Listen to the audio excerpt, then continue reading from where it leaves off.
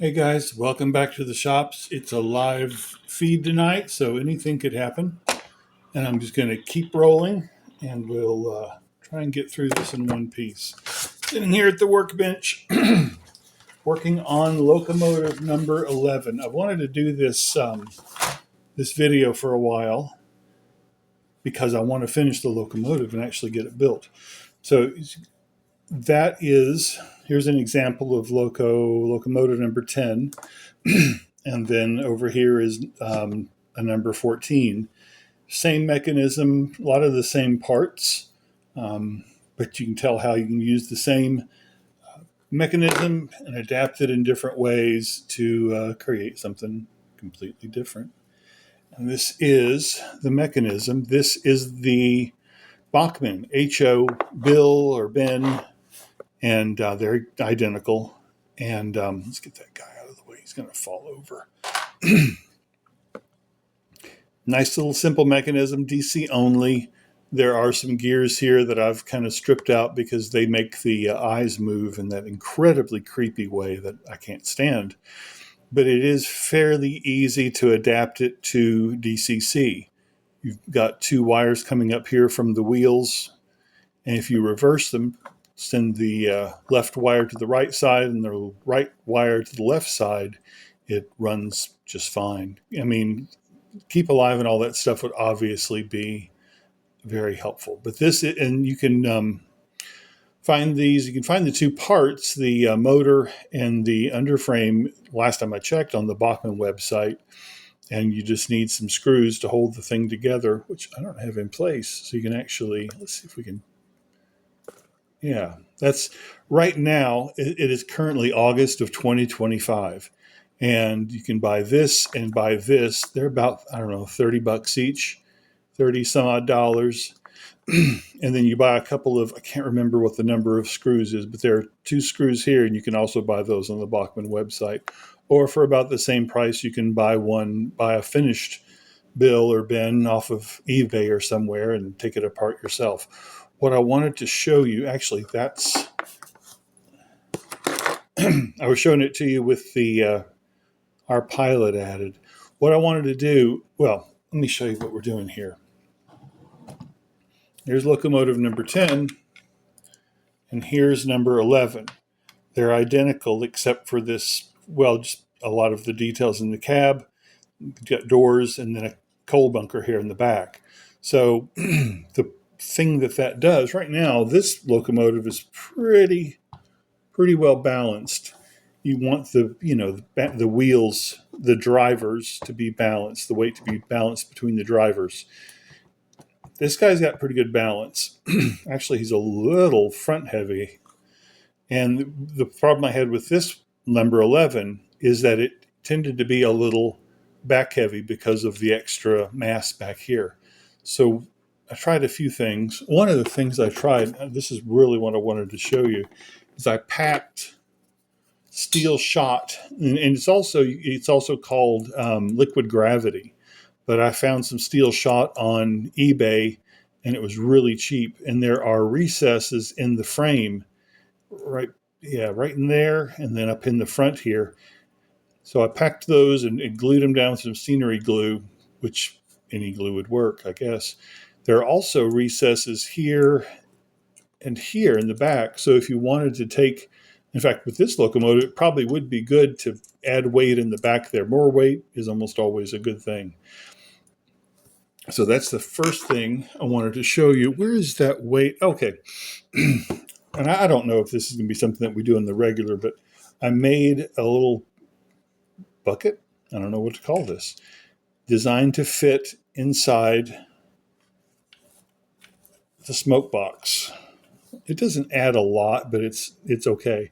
What I think I'm going to end up doing, well, I'll retest it when I put an extended pilot on it, because I think I was looking at it with a short pilot.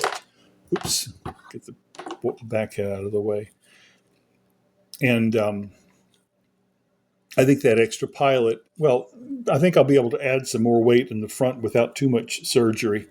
But I could also pack in some steel shot here in the front end of the tank.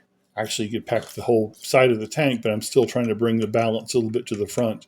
But actually, yeah, I mean, you could put a lot in there, and you could, of course, pop these supports out. These are mainly for printing, but they do kind of hold things together, and then put more weight in the sides there.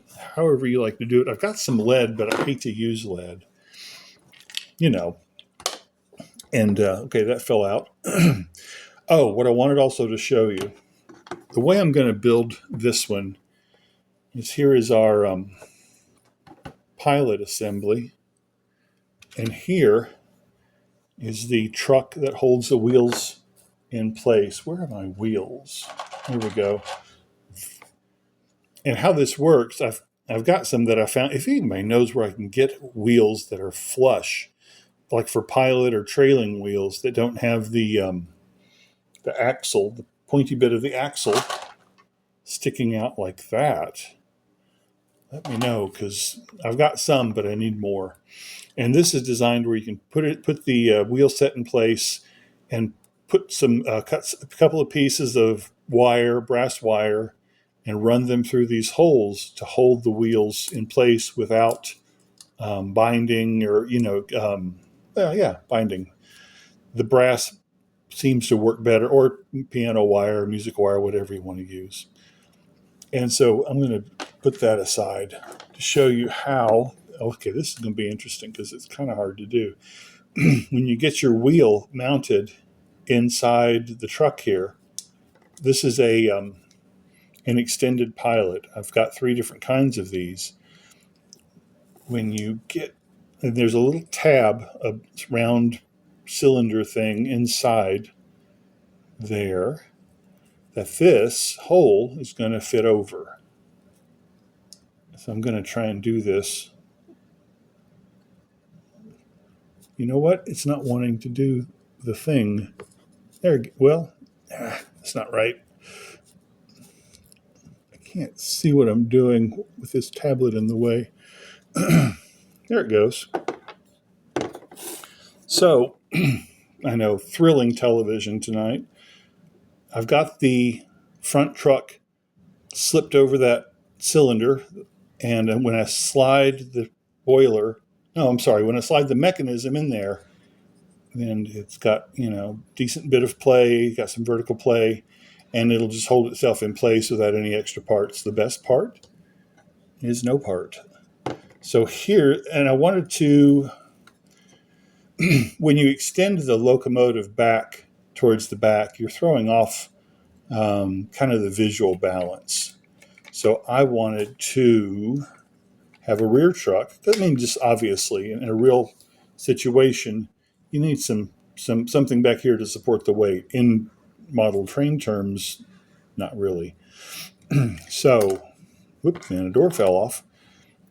Okay, here is how I figured out a way to add a back truck.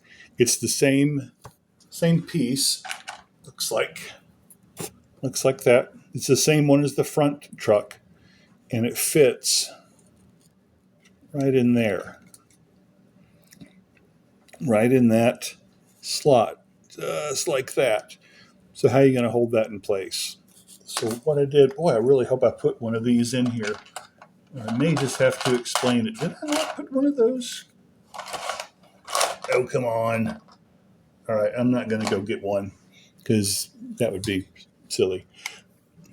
What I did, there is a little pin about that long, and it goes in. Can you see it? That hole. And it's got kind of a T shape on the top. I really should have had one of those handy. It would help. Well, you'll get the idea.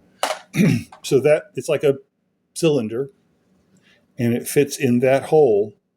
And then when you get it pushed in, and then you already get this in place. You get your back truck in place with the wheel on, with the brass or the wire holding it in. You get that positioned, and then you insert the pin. I'm going to call it a pin. I don't know what to call things. Insert it there, and then rotate it 90 degrees so that those tabs, it fits in the T shape on the pin, rotates underneath those tabs and holds itself in place. And that locks in the back truck. Oh shoot, I glued that on. I didn't want to do that. I'll have to fix that, because what I want to do with this locomotive, and the reason I'm making this video, is I want to build this one. I want to actually, finish it. It's going to have that kind of pilot. See that? It's kind of reflecting weird. And so I made a back pilot that matches it. And if I forget to put anything in your order, please let me know, because I'll just get it right out to you.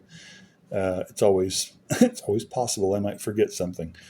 But this is the back pilot, so this becomes kind of a bidirectional Loco. And it does have a footboard on it now that matches the front footboard. But I really want to get this built, because I think it's got a whole different look. It makes a much bigger mass than this little dude here, the number 10. And I've got a number 13. I've tested out some stuff, and I think it's going to work. It's just I haven't had time to finish it up. And it would be kind of like this one, with a bunker on the back. Just the whole cab would be a different design, and the tank would be a different design as well. All right, lots of stuff coming up. I hope this is helpful. And if you have any questions, please let me know. Facebook group, the Facebook page is always a good place to go and ask questions, where everybody can chime in and see what's going on. And we will talk to you soon.